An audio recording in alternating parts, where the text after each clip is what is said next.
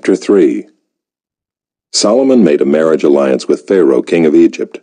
He took Pharaoh's daughter and brought her into the city of David until he had finished building his own house and the house of the Lord and the wall around Jerusalem. The people were sacrificing at the high places, however, because no house had yet been built for the name of the Lord. Solomon loved the Lord, walking in the statutes of David his father. Only he sacrificed and made offerings at the high places. And the king went to Gibeon to sacrifice there, for that was the great high place. Solomon used to offer 1,000 burnt offerings on that altar. At Gibeon the Lord appeared to Solomon in a dream by night, and God said, "Ask what I shall give you." And Solomon said, "You have shown great and steadfast love to your servant David my father, because he walked before you in faithfulness, in righteousness, and in uprightness of heart toward you. And you have kept for him this great and steadfast love, and have given him a son to sit on his throne this day. And now, O Lord my God, you have made your servant king in place of David my father, although I am but a little child. I do not know how to go out or come in. And your servant is in the midst of your people whom you have chosen, a great people, too many to be numbered or counted for multitude. Give your servant, therefore, an understanding mind to govern your people, that I may discern between good and evil.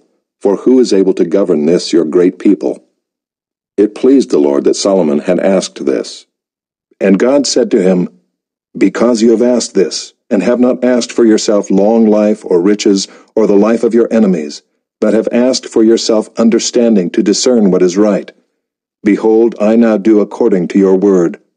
Behold, I give you a wise and discerning mind, so that none like you has been before you, and none like you shall arise after you. I give you also what you have not asked, both riches and honor, so that no other king shall compare with you all your days. And if you will walk in my ways, keeping my statutes and my commandments, as your father David walked, then I will lengthen your days." And Solomon awoke, and behold, it was a dream. Then he came to Jerusalem, and stood before the ark of the covenant of the Lord, and offered up burnt offerings and peace offerings, and made a feast for all his servants. Then 2 prostitutes came to the king and stood before him. The one woman said, "O my lord, this woman and I live in the same house, and I gave birth to a child while she was in the house. Then on the 3rd day after I gave birth, this woman also gave birth, and we were alone. There was no one else with us in the house, only we 2 were in the house. And this woman's son died in the night because she lay on him. And she arose at midnight, and took my son from beside me while your servant slept, and laid him at her breast, and laid her dead son at my breast. When I rose in the morning to nurse my child, behold, he was dead. But when I looked at him closely in the morning, behold, he was not the child that I had borne." But the other woman said, "No, the living child is mine, and the dead child is yours." The first said, "No, the dead child is yours, and the living child is mine." Thus they spoke before the king. Then the king said, "The one says, 'This is my son that is alive, and your son is dead.' And the other says, 'No, but your son is dead, and my son is the living one.' And the king said, 'Bring me a sword.' So a sword was brought before the king. And the king said, 'Divide the living child in 2, and give half to the one and half to the other.' Then the woman whose son was alive said to the king, because her heart yearned for her son, 'O my lord, give her the living child, and by no means put him to death.' But the other said, 'He shall be neither mine nor yours. Divide him.' Then the king answered and said, 'Give the living child to the first woman, and by no means put him to death. She is his mother.' And all Israel heard of the judgment that the king had rendered, and they stood in awe of the king, because they perceived that the wisdom of God was in him to do justice. Chapter 4. King Solomon was king over all Israel, and these were his high officials. Azariah the son of Zadok was the priest. Elihoreph and Ahijah the sons of Shisha were secretaries. Jehoshaphat the son of Ahilud was recorder. Benaiah the son of Jehoiada was in command of the army. Zadok and Abiathar were priests. Azariah the son of Nathan was over the officers. Zabad the son of Nathan was priest and king's friend. Ahishar was in charge of the palace, and Adoniram the son of Abda was in charge of the forced labor. Solomon had 12 officers over all Israel, who provided food for the king and his household. Each man had to make provision for 1 month in the year. These were their names: Ben-Hur in the hill country of Ephraim, Ben-Deker in Makaz, Shaalbim, Beth-Shemesh, and Elon-Beth-Hanan, Ben-Hesed in Arubath. To him belonged Soko and all the land of Hepher. Ben-Abinadab in all Naphath Dor. He had Taphath, the daughter of Solomon, as his wife. Baana the son of Ahilud in Taanach, Megiddo and all Beth-shean that is beside Zarethan below Jezreel, and from Beth-shean to Abel-Meholah, as far as the other side of Jokmeam. Ben-Geber in Ramoth-Gilead. He had the villages of Jair the son of Manasseh, which are in Gilead, and he had the region of Argob, which is in Bashan, 60 great cities with walls and bronze bars. Ahinadab the son of Iddo in Mahanaim, Ahimaaz in Naphtali. He had taken Basemath the daughter of Solomon as his wife. Baana the son of Hushai in Asher and Baaloth. Jehoshaphat the son of Paruah in Issachar. Shimei the son of Elah in Benjamin.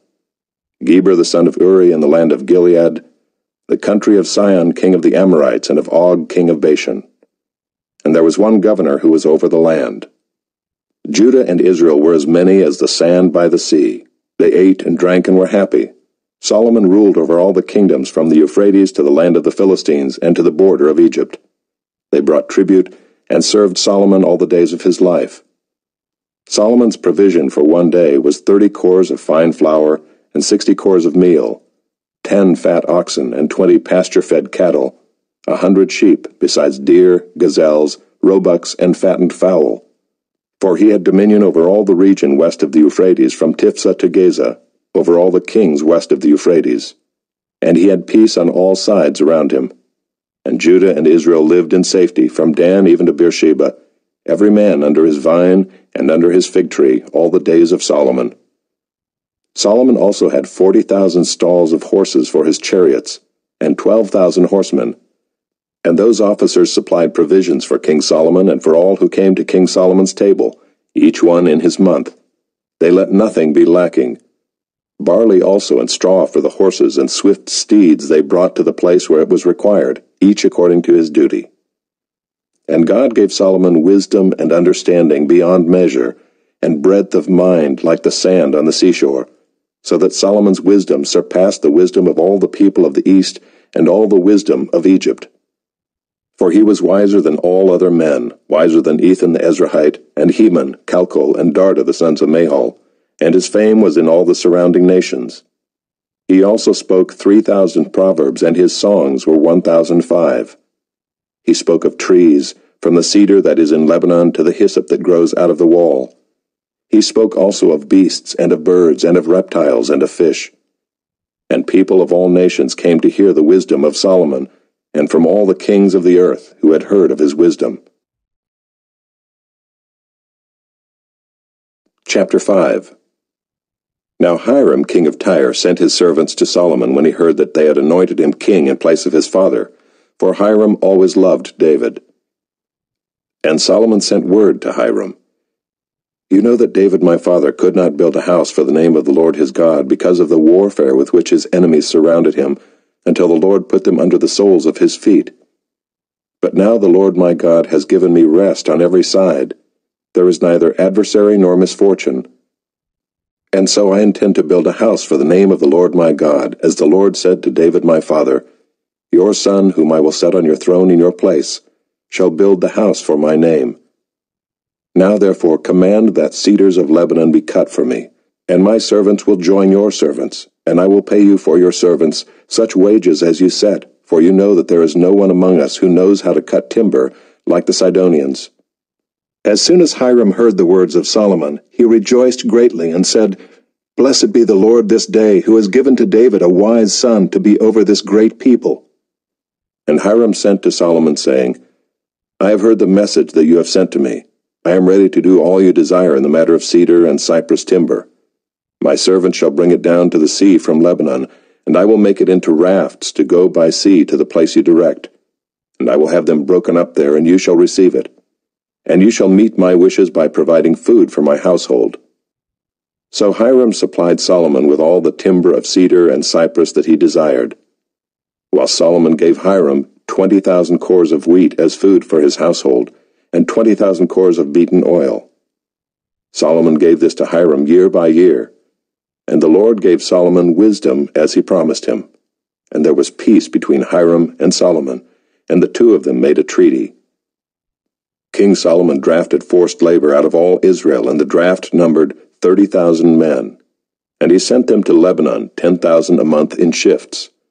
They would be a month in Lebanon and 2 months at home. Adoniram was in charge of the draft. Solomon also had 70,000 burden bearers and 80,000 stone cutters in the hill country, besides Solomon's 3,300 chief officers who were over the work, who had charge of the people who carried on the work. At the king's command, they quarried out great, costly stones in order to lay the foundation of the house with dressed stones. So Solomon's builders and Hiram's builders and the men of Gebal did the cutting and prepared the timber and the stone to build the house.